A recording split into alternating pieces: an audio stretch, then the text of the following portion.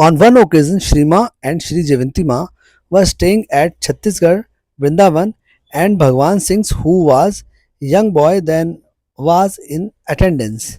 The construction of Baba's Vrindavan ashram was in process, and Baba occasionally visited the place.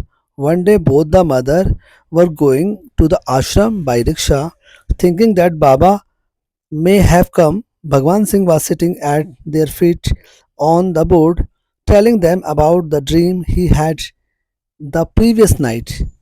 He said that Baba had made him wear the scared thread with his own hands, and another man was standing there holding Baba's long hair, which looked like the matted locks of hermit, means monk.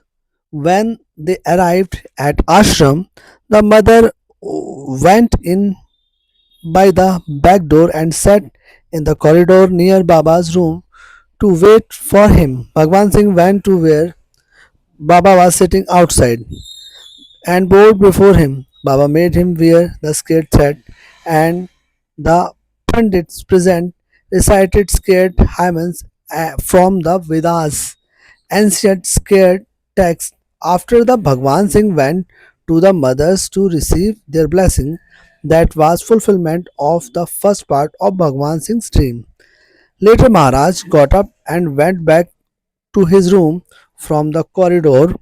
The mother overheard the conversation between Baba and a devotee who was with him. The devotee was saying to Baba that he remembered very well the time when Baba's appearance was different. He had long matted hair and his body was bare except for the strip of bark from a banana tree.